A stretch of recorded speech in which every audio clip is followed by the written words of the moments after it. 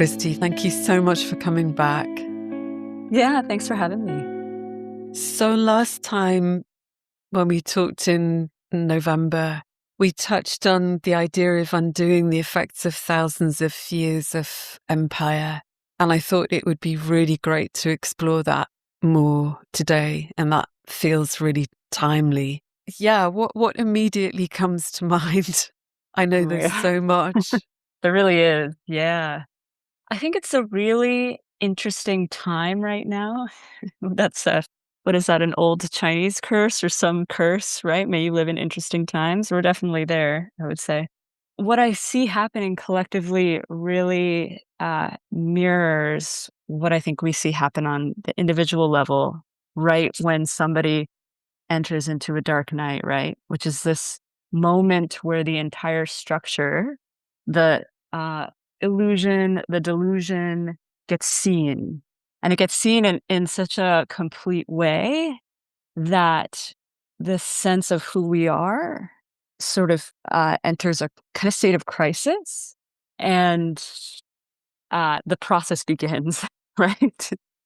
And it really feels like we're having that moment where collectively we used to identify with our leaders, our respective nations, uh, elite structures and classes, right?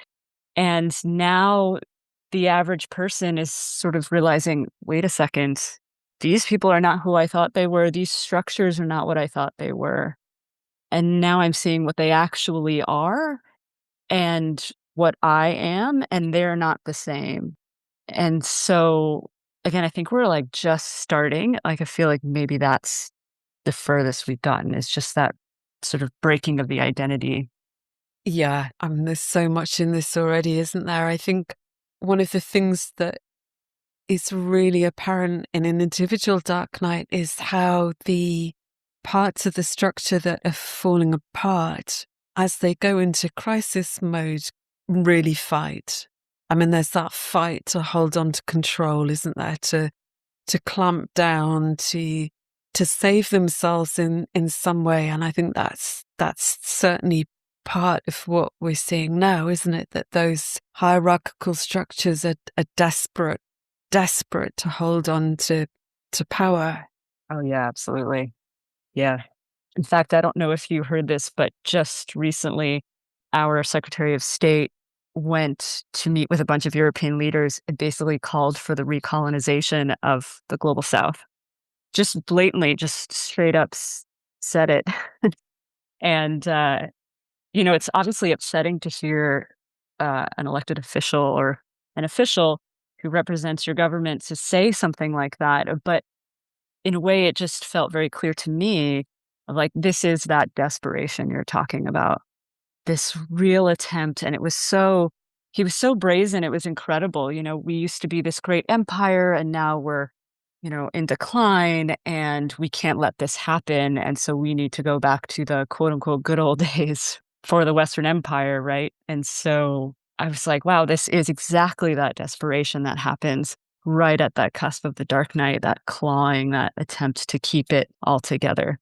What's coming to me as you describe that is the frantic desperation that comes about when we realize that we can no longer control our body. I mean, I think so often we've had a colonized or colonizing relationship with our own bodies, that they have to be not just maintained, but corralled and controlled, and they have to submit in some way to our ideas of how they should be. And obviously there's so much around that in terms of perfection and all the images that we constantly receive about how our bodies should be.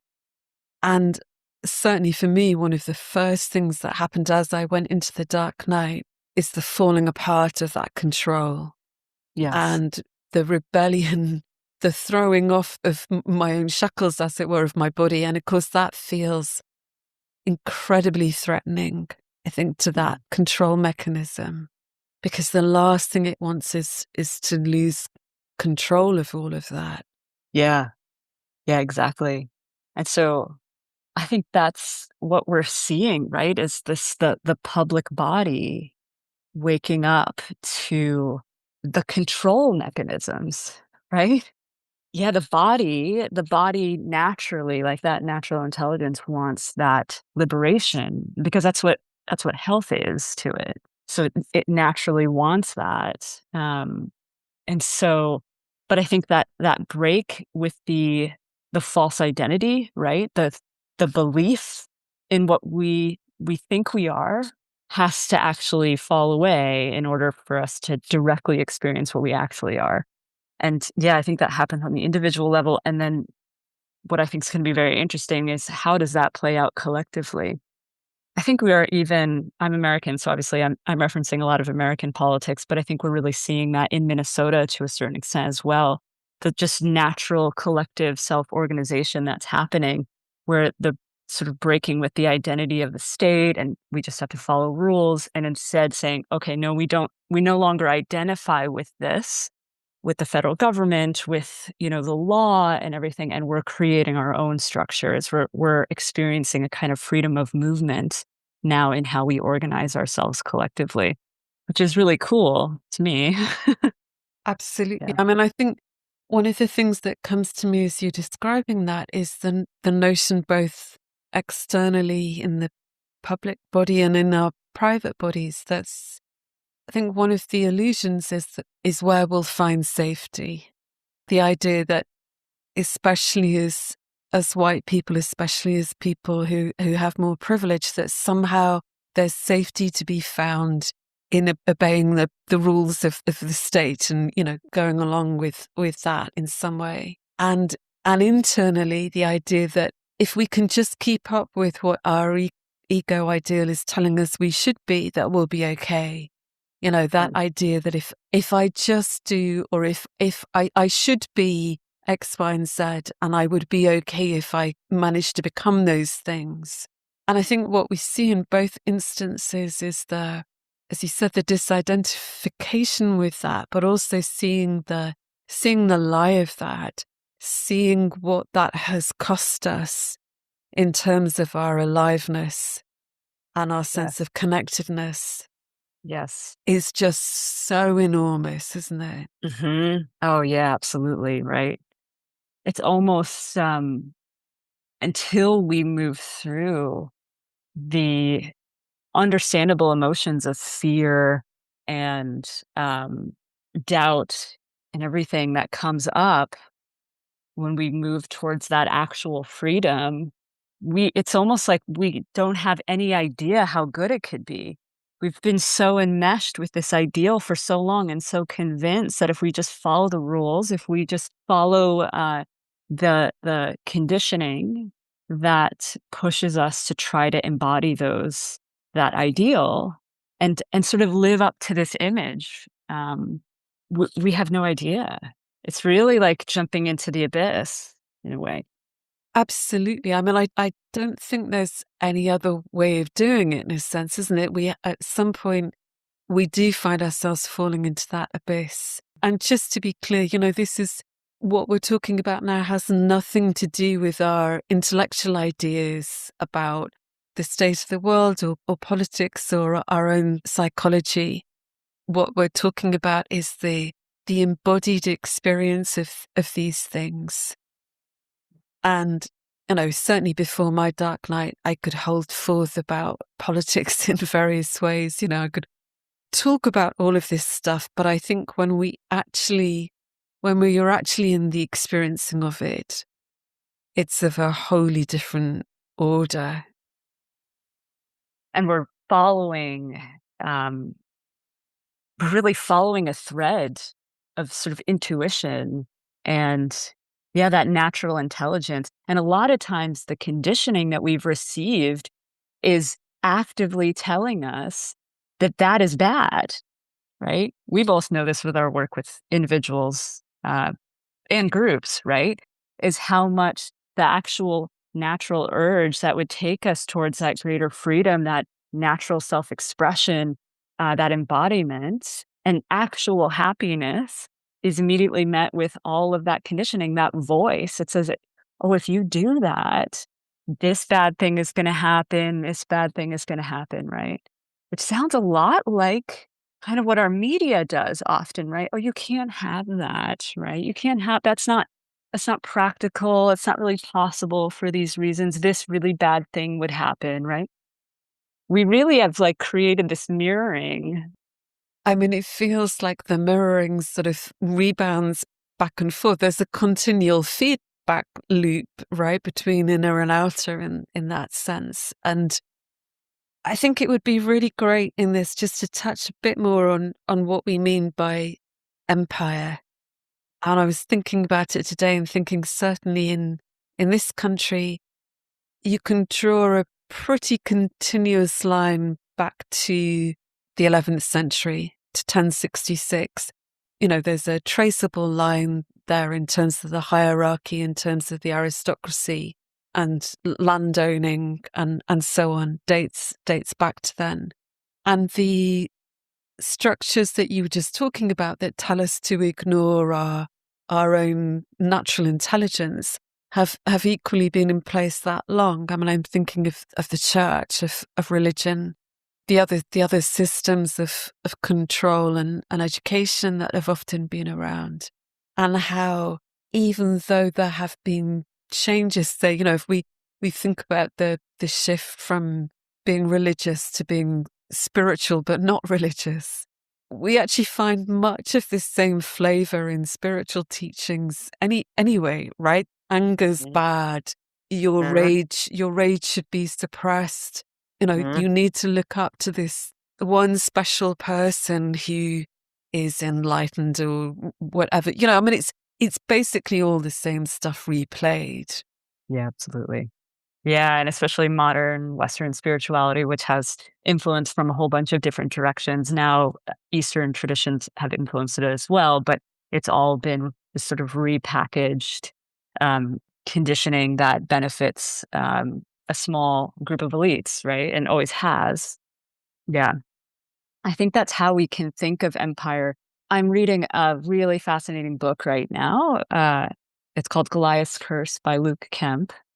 And I love it because I think we always do this, right? We love books that just validate our own intuition of things. And a lot of us could look around and say, I don't think this really is what we've been sold it as, right?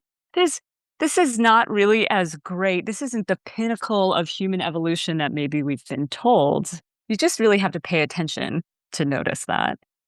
Um, but I love reading this book because it's got all the research and the history, and he really shows that a lot of empires, including the empire that we're all embedded in, the global empire that we're embedded in now, is really actually a kind of organized crime racket that is about uh, really siphoning the labor and resources of a local population, or now a global population, to benefit a small group of effectively gangsters, which is what we're seeing now, actually quite openly. We're watching this. We're like, this just looks like gang warfare, right? And so I think we can look at empire as being that process where you have a whole big group of people, a sort of collective body, and that energy, the labor, the resources are all getting mostly siphoned up into just a small group of people that are primarily benefiting from that. And that we see that, on an individual level as well, in terms of the way a really small part of the nervous system and its ideas, its conditioning, its ideal self, everything sort of hijacks the whole body, right? The whole structure of what we really are, to just feed into this ideal and this striving for that ideal. Yeah, I think there's something so important about seeing. I know we've both experienced this many times with ourselves and when we've been with other people, that moment when we see the immense harm that that part of us does to ourselves. And of course, there's all sorts of reasons why that comes about. And as we say, it's a mirroring of our external environment and this long history that we've come out of in this moment. And seeing the harshness and the violence that that does within us is often, I think, a really pivotal moment, because we go from being essentially feeling subject to it, to understanding it as something that we don't need to submit ourselves to in some way. It feels as if it, when we're still enthralled to it, I think there is a genuine sense that it does have power over us. And it Yeah. feels very convincing, doesn't it? And I've been thinking a little bit today about the Emperor's New Clothes, and this idea of the unmasking of the powerful, including the powerful within us, as being completely insubstantial. And Mm. actually, the Emperor's naked, Yes. and we might all run around pretending that they're going around in their finery, but actually they're not. And I think it's just a similar process within, when we Mm. start to see those parts of us, the inner critic or superego, or however we define that, fundamentally isn't us. It's not even ours. Yeah. Yeah, I agree with that. And I think that's a lot of what ultimately happens through the dark night, maybe successive dark nights over, many years for us, is we actually start to tap into a very real, natural, innate power that is embodied. And in my experience, is actually very directly connected to the earth itself, that it's not um, power that we've uh, sort of is kind of disembodied and is really about control, attempts at control, and that actually is that false power that strangles life rather than allows it to blossom and to move freely and generate more life, which is what nature wants to do anyway, right?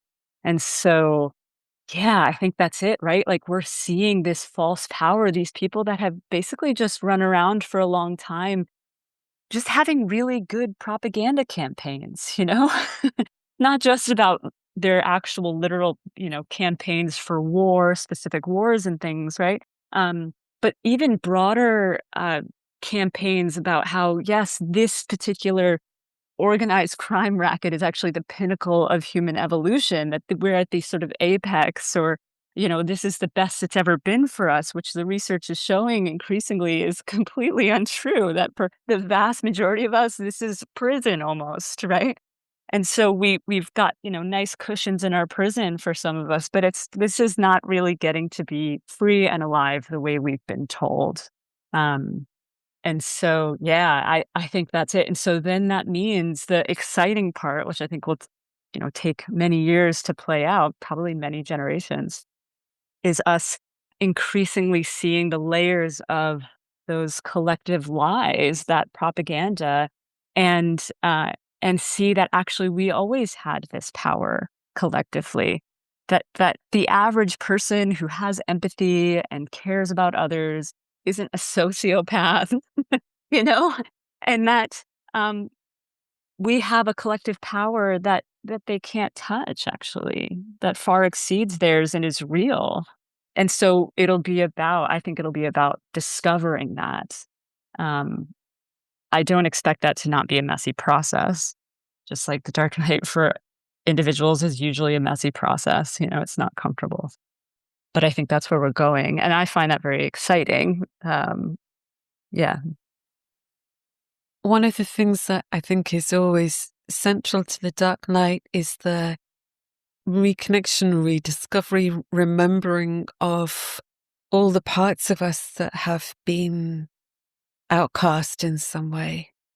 And I see a similar parallel with that, that the more the wider public body, particularly people who've previously been, yes, as you said, enjoying the benefits of the nice soft cushions, suddenly realize that the emptiness of the cushions, the meaninglessness of that in the context of wider connection and community and love, that coming back in of all that we've presumed to be shameful or wrong, or all the ways we've been split off from ourselves, starts to come in. I think there's a parallel with that. I've seen it in myself. I think there's something about understanding that those controlling energies, much as we don't necessarily intellectually identify with that layer, they're very much a part of us in our inner structure, and actually feeling them energetically, really getting a sense of the somatic nature of that gives us a lot of insight into actually the collective structure. Yes, absolutely. Yeah. I love this topic. This is my topic. Yeah. I think that's what's really fascinating is the way that we can both by facing, whatever ways our personal lives illuminate these structures in us, the relationships we have, the events in our lives, the way they activate certain emotions and then give us an opportunity to sort of see through the personal propaganda campaigns that have been running our own bodies for a long time, right? Some of them are personal, some of them are rooted in collective propaganda campaigns, right? And so we get to dismantle that and then see the way that the state has become internalized, right? These structures are playing out through that somatic facilitation, through that exploration. But I also think we have an amazing opportunity. And I think this opportunity is the one that gets missed a lot, is we can also do that when collective issues activate us. And those are often much more activating for people because they feel a sense of powerlessness is usually one big reason why. But people tend to shut down those opportunities, those portals to gain insight into um, not just the bigger structure of what's happening, but also the way that it has hooked into their own system, right? The way that it activates them in a way that maybe even maintains the empire, maintains the structures that are oppressing us, right? So we have this opportunity when those emotions come up around some of these really horrific things that have come out recently, that they are just as valuable as any personal life events or relationships as far as being able to dismantle that, to see those structures in ourselves. Um, and I'd love Yeah, to see more people, practitioners out there, encouraging people to develop the capacity to be with those emotions as much as they would if they were, having a relationship problem or having issues at work. absolutely. I mean, it's one of the hallmarks of this whole structure that we're talking about is its tendency to individualize and privatize. And traditional therapy is no different to that. That my sense is it's almost like, well, it's kind of something that politics or the outer world is something that exists in a slightly different place. And so I love what you just described. I'm wondering if you've got an example of that from your own Mhm. experience, because I think that would be really helpful. Oh, so many. Yeah. Well, a lot of the examples I actually, have experience with you facilitating, which is really great. But a more recent one that I experienced, and I think that this might feel it's a slightly different, but might feel relatable for those who have been reading the Epstein files, which a lot of people have. And I see a lot of people are getting understandably really overwhelmed when they're reading those as we would expect. For me, an experience I had recently was I came across something on social media talking about certain abuses that Palestinians had experienced while being imprisoned in Israeli prisons. And some of these abuses were truly some of the most horrific things I've ever read as far as abuse goes. And I watched myself, and to be fair, I've worked with collective issues with intention for some time. So I have some capacity around this. But even so, even after many years of doing that, I still came across this and I just felt my entire system freeze. And I could feel the urge to dissociate. I was just completely stunned by what I was reading. And I could feel it. I could just feel my attention wanting to leave, to want to just scroll past this. And I consciously made the intention to stay with it. And again, I have built this capacity. So I think those years of building that capacity allowed me to intentionally do that. But I stayed with it and I just stayed with this almost paralysis, this stunned feeling and frozenness. And then as I stayed with it, I could really feel it was almost like all of this sort of energy in the external regions of my body pulled towards my center line. And I felt it sort of root down, and something came in that was like, I refuse to live on a planet where these sociopaths are in control. And I could just feel it just like come in. It was super clear, just went right down my center line. And I felt viscerally a lot of power running through my body and this total clarity. My mind was quiet. The statement was clear. And it was a really powerful experience. It didn't last for more than a few minutes. And I'm also working with a mentor right now who is she's really good at being able to read those energetics. I told her about it later, and she was like, "Yeah, I can feel that. I can feel that you really took that and really transformed that stunned feeling into real power and commitment and determination to, at least for me personally, play my part in uh, in changing these structures, these collective structures, uh, and individual structures that uphold them." Hopefully, that's a good example. Yeah, thank you. That's brilliant. I mean, one of the things that strikes me as you describe that is how we, without attention to the structures within us, we actually can't really respond effectively to the structures without, until there's been a disentangling of that.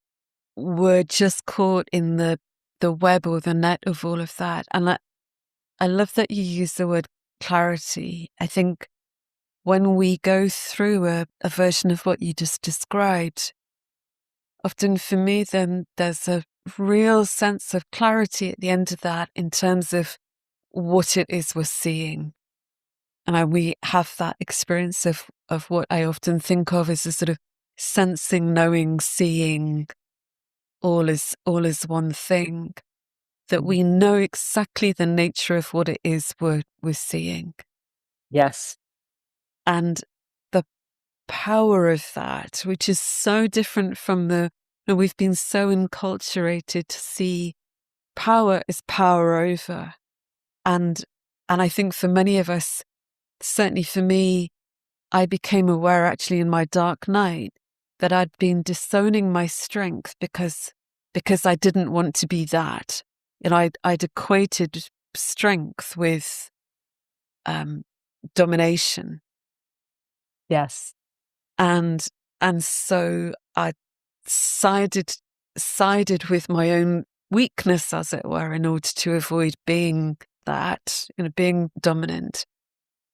But then, of course, that's a part of us that's been given away or suppressed or whatever we do with it. And I think there's something about then needing to follow again the thread of the intelligence, that we can't just say feel a state of freeze and try and supplant it with something else. Like, we have to go right into it to Mm. see the nature of it in order for something else to then come through. That's, I think, on that personal level, that's the abyss, right? That and of course, we've done it enough where we really trust that. For us, jumping into the abyss isn't really as big of a deal anymore because we know that it's going to take us to where we want to go.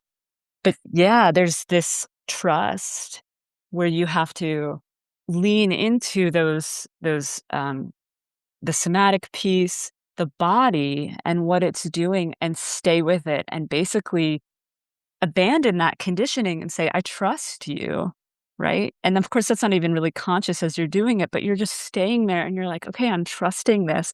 I'm trusting this being that is millions of years old, and I'm going to trust that you know what needs to happen to actually be healthy, um, to be sane," because this is not what, the collective thing's not sane what we're living in, right?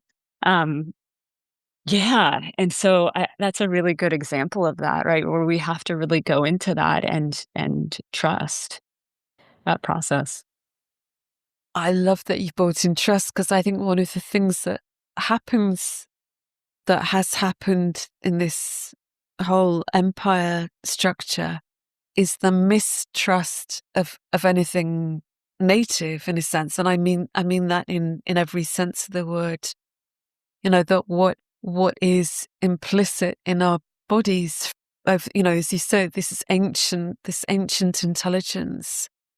We've been taught to mistrust all of those sources of information and intelligence, and not just in our own bodies, but in cultures that are set outside of the imperial paradigm in any way. And I think when we take those first few sort of stumbling steps in the dark night, having those first few experiences of discovering, like, oh, there is something that comes through here. And I mean, Mhm. I did that completely by accident in the Mm. dark night. It was very hit and miss. I just stumbled into it because I couldn't, the control mechanisms just stopped working. Yeah, Certainly right. wasn't anything that I did. That's right. But I think once we have that experience and we know that there can be something else that Mm, we could never have dreamt of. One example that comes to mind for me is some time back, I really touched into I think I touched into the moment when self-hatred really began. I was about 5 or 6, and I was getting this memory and really feeling strongly like this huge energy of self-hatred. And I think so often what comes up in these moments are all the things that have been taboo, right? mm. You mentioned to most people, like, oh, right now I'm hating myself. There's going to be an immediate response, isn't there? Like, oh, you need to love yourself. And I understand that. But I think there's such a huge missed opportunity in those moments if if we're safe and we're able to go Yeah. into it in some way, if we're being held with somebody else, or no, we have that capacity ourselves. So I was with this self-hatred, and I can't remember all the details now, but what I do remember is as that slowly ebbed away, I got an image of people slowly, very tentatively coming out onto the streets after a dictator has fallen. Now, Mm. it was a very Wow. clear image that previously the dictator had banned real connection, right? Because I mean, they hate real connection, of course. And so my inner self-hatred had, yeah, stymied a sense of inner connection, and there's various parts in my Yeah. system coming out going, oh, right, now maybe it's safe to start to communicate with each other. Love that. Yeah, that's really good. It's fascinating, right? The way um, the empire ends up so internalized, and especially starting at such a young age, that they actually don't even there isn't a lot of external violent force needed most of the time, right? We become our own prison guards. We become the dictators of ourselves. That's really incredible, right? And of course, that took generations to achieve, but it has been sheathed for a lot of us. Yeah. I've been thinking about that quite a bit recently, how now it's commonplace to talk about intergenerational trauma, but we don't really talk about what you just said, how these control and hierarchy systems within us are also intergenerational, as is the perpetration of war and abuse and misogyny and racism and all of those things are also intergenerational. And I think we need to see both sides of that coin. And I think that's one of the challenges in the Dark Night, isn't it? And subsequent to the Dark Night, that I think it's one thing to feel our grief and pain and so on, having been harmed, and obviously that's hugely important and very real. What's hard to see is where we've hurt ourselves or hurt others in some way, or where we've been the empire. Yeah, that is, yep. And the thing that's coming to me as you're saying that is because, yeah, there's going to be obviously a lot of resistance to seeing those parts of us, right? As we all know, and we've seen on many levels, we all love to be the victim, right? I'm super guilty of that in the past. We all can do that. And something more powerful has to sort of be tugging on us that pulls us through some of those more difficult moments of really getting honest with ourselves about what we're doing internally, externally. And I think one of those things, at least for me, is that feeling, that intuition that there really is something so much better than this available. And that I personally, I want to know what it is. And I know that I can't get there if I'm lying to myself. And so, of course, those moments are really tough. And I might even spend some time avoiding facing them, right? Because they're very uncomfortable to take that kind of self responsibility. But personally, I want to know, and collectively, I don't think I'll live to get to see it, but I know that's true collectively as well, that there's something so much better than this setup.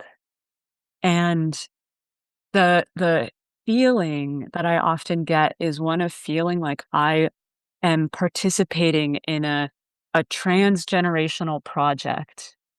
And I might be on the early end of that, I might be in the middle, I don't know exactly, but it's unlikely I get to see the full fruits of the labor that I'm putting in. I may not get to see all the way what's on the other side of this, but somebody does. And I really think that you can feel that. I can feel that, like our future generations, our descendants sort of standing next to us. I could cry right now, like being like, please keep going. It's real. That's real for us. And I think that is the kind of thing you have to connect to, not some sort of shaming or attempt at some kind of, like spiritual or emotional perfection or something, but this sense of believing that life can be so good. It really can, um, personally and for this planet. I mean, that's so beautifully put. Absolutely. I mean, I have such a strong sense that whenever we do this, we're doing it both for our ancestors and for the generations to come. And, I'm remembering a time some years ago now, it was after my dark night, maybe 9 years ago, I had this experience of, I'm sure we've shared this before. I've had a lot of anxiety in my life, and I'd been in that. And one night, this voice came in that just said, "Freak the fuck out. It is 100% fine to freak out." And this whole process started. I mean, it went on for quite a long time. But it started out with a sense of like, of course you're terrified. Like, have you seen this? you mentioned the insanity of this, and there was this whole words coming, feelings, imagery came, and there was so many things I saw in that. Two of them stand out to me now. One is being back in the cave in Neolithic times, and I had a really strong sense of the absolute incredible sense of aliveness of that. Yes. Oh, And it's so powerful. And the other thing that comes to me now is a seeing of medieval plague pits, and how people really, really understood life and death in a completely different way, I think, to how yeah. we do in certainly in our culture. And how empire, those inner and outer structures of empire, need us to be deadened. I'm sure this comes up in our sessions with people all the time, that Yeah. there's something about all the aliveness and vitality, and that is trapped in these structures. Yes. And not just aliveness, but in my experience, like perceptual, direct sensory perceptual clarity, untapped, latent sensitivities, capacities. We have no we have no idea. Like truly as modern, mostly deadened people, we have no idea what's really available for us as far as what we could be experiencing in our relationships, in our just day to day sensory experience of connection, all sorts of capacities that we've been told are not possible.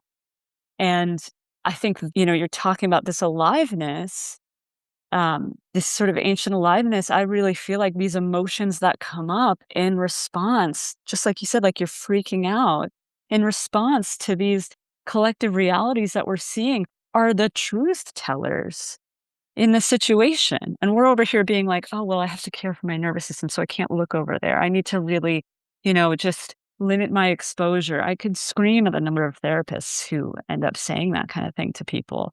And I get it. We have to build capacity. Obviously, if you're frying your system and you're overwhelmed, then you should back off a little bit, but just temporarily, not permanently, right? Listening to those voices in us that are like, this is not sane, this is not okay. Yeah, I love this. I get the word numb, that we've been so numbed. And I think something in us still remembers what that was like. Because we Definitely. wouldn't be so heartbroken and so grief stricken if we didn't know. I mean, we know that even though we might not have experienced it, or we've rarely experienced it. And that my sense of it is that it has nothing to do with a kind of collecting of experiences, which often passes for a sort of a full life, right? That we do a bunch of things or go a bunch of places, and that's considered. I don't think it has anything to do with that. I think it's to Mhm. do with what you were just saying about the sensory perception that we would have if we were in our natural state. Yeah, I think that's it. And I think, yeah, like so many indigenous people in their various ways have tried to communicate this, and have rightly so called those the colonizers, the settlers, those coming out of empire and our rulers is crazy, and they were not wrong. There's something about seeing the insanity of those structures, both within and without, that is probably the beginning of some sort of sanity. I can remember one time I was on a beach some years back, and just suddenly seeing the insanity of that structure in my own mind is both shocking and the beginning of the possibility of something else. Yeah, absolutely. Yeah, and I think that's the capacity building is like developing that capacity to be uncomfortable, to stay with the discomfort of that initial shock, that discomfort of actually seeing things as they really are. And again, like just connecting with the thing that pulls us through that. Like, okay, this is uncomfortable. I want to come out of this. I don't want to stay here. And yet connecting with the thing that says stay. It's worth it to stay. Yeah. I mean, talking about it now, it feels to me like the Dark Night is really the beginning of that. I mean, it's the end of being completely subsumed in the old paradigm, and the beginning of starting to feel into that intelligence. And I think it's really natural that it would be really choppy for the first few years, right? I mean, there are strong pulls in either direction, and I think one of the things that we often miss is that there's a really strong pull in empire to stay numb, to stay disconnected, to not see. That's sort of woven into it. And that it's, I think part of its propaganda is telling us that all of those things we were describing in terms of our own psyches are just the way that humans naturally are. That these things like the superego and inner critic, or all of that self-hatred is just kind of, that's just a human thing. And I bought that for a really long time. Now I don't buy it for a second. That's part of what has been very different, and no doubt is different in other places, in other Yeah. cultures. That Yeah. we're sold this idea, empire sells an idea of universality. Yes. Yeah. And of course that's nonsense. Yeah. I think what I find really interesting, both reading this book I'm reading, but also having read books by Indigenous authors and, hearing their perspectives as well. And, pulling in this historical perspective and then listening to them is this sense of being able to see the way, yes, there is a possibility that we become like that, but it's also just as possible, if we're honest about how we can have these tendencies, what happens when trauma doesn't get resolved, if we're not allowed to, uh, feel our emotions, to express our emotions, to experience a sense of agency, what child abuse does, all of those things, then yes, we can go that way. That can become our, nature, so to speak, right? That can happen, but that lots of cultures, historically and that still exist, developed ways of managing those risks in the human being, right? And they did so very successfully, some of them. In fact, a lot of our modern day societies look down on these people when they are the real winners here, I would say. And we should be listening to them about, okay, yes, there is the risks of losing capacity for empathy. There are these risks for, becoming violent. How do we develop a society, a culture that doesn't concentrate power, doesn't elevate people according to sociopathic traits and behaviors? There are many ways that people have done this successfully all over the world. We should be listening to them. So much so. I mean, it's so clear to me that empire is really based on those dark triad traits, right? Sociopathy, narcissism, and Machiavellianism. And those are the traits that are rewarded, in terms of the amassing and hoarding of wealth, and the taking of land and raping, and on all of the other aspects of empire. There's a very direct rewarding of those traits, and the reverse of empathy, right? I mean, some of the most empathic people, and in the most, the jobs that require most empathy are the lowest paid. Yes, yeah. And so when we Women's work see, often. right, absolutely, people Mhm. in caring, the whole thing around care as value is writ so large, isn't it? That caring roles are paid the least. and sometimes not paid at all, often not paid at all. And so I think it's hardly surprising then that there can be a shaming of ourselves for our own empathy and sensitivity and caring. Yeah. Yeah. And it reveals the bigger structures, right?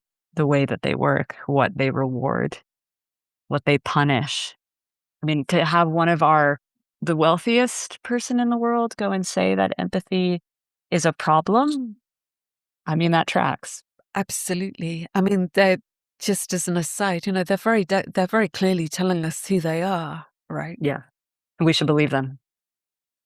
Yeah. Absolutely. So I know we could stay on for a long time, but there's one more piece of this that I wanted to touch into, and this is the way that all of this, the depravity of empire actually impacts our own nervous systems. And you were talking about the freeze that you went into earlier. For me, what I've seen since I took a few hours a couple of weeks ago reading the files and wrote an article around that, was seeing the depth of my own fawn response in a way that I've never seen it before. So even though my sense is that, we can be aware, we can be educated in things, we can know about them and have felt into them, I think there is something about the way that you were saying earlier, collective events take us even deeper into that than personal events do. And seeing how my fawn response, particularly in relationships with men, so since adulthood, actually, in the main, I mean, the fawn response was already set up, but how that then has been played out, and how I not only came to see some of those fawn traits just simply as my personality. So, yeah, I'm really attuned to people. I'm good at listening. I'm easygoing. Yeah, I mean, if you want, really, Yeah. we talked about propaganda, really spinning propaganda on myself around this, just simply being who I am. And often, being rewarded for that in various ways. But also really not seeing what was underneath that. The rage, the contempt, all of the things that fawning takes us out of. And how I was proud of being those things. That there was actually, I think that was one of the most shocking things, was seeing that I'd actually been proud that I could do those things, that I could successfully fawn, including in sexual relationships. And of course, I totally get that that was absolutely not a conscious choice. That was my nervous system doing, what nervous systems are designed to do. But I think there's something about really facing, if we're seeing the nature of empire, also seeing the nature of what that's done to us, what that's cost us, and how we've been unwittingly complicit in that I was complicit in my own demeaning. Yes. Yeah. And I found a great line in one of my very old diaries from when I was in my 20s, where I'd had a conversation with a recent ex who had said that I was partly to blame because I'd let him use me. And I thought, in the context of this conversation, that it's like what certainly Capital often says, isn't it? Well, you don't have to buy the stuff. Like, it Right. makes us complicit Yeah. in Yeah. our own demeaning, in our own Mhm. degradation. Yes. I think about this a lot collectively because, when you're in an abusive relationship, it's easy to hate your abuser and maybe not even wrong to, right? That's a helpful emotion to explore and experience in its own right. And yet, if you want to actually get out of the abusive relationship at a certain point, You have to take responsibility for why you're there. You have to take responsibility for the ways, however subtle, you are allowing it. And I think about this a lot in terms of our collective rage, which again, I think is appropriate to a certain extent, but our collective rage about the abuses that we're experiencing collectively. And yet we have to realize the ways in which we're allowing ourselves to participate in this, mostly by being unconscious of the ways that uh, our emotions are getting activated. And then because we're not really in right relationship with those emotions, we don't know how to really stay present with them and feel them completely. We get dragged here and there. And, um, we just continue to participate in this. And it's hard to see, but it's like, okay, at a certain point, we have to take responsibility for these patterns in our system that these people are exploiting to their benefit. They're not going to heal that part of themselves. So we have to address the hole in us, the pattern that they're hooking into if we want this to stop. Yeah, I mean that comes back to the idea of bringing trust back to ourselves, doesn't it? That we've been Mhm. outsourcing authority on some level, and coming back into ourselves to whatever word we want to use for that, metabolize or feel completely, or be able to move through the emotion in a way that does take us somewhere, rather than keeping ourselves spinning in our own emotional cycles. The other day we touched into the idea of emotional sobriety.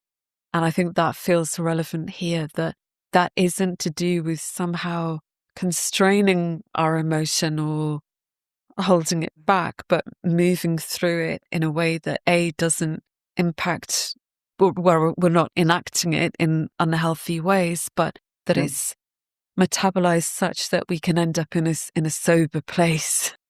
Yeah.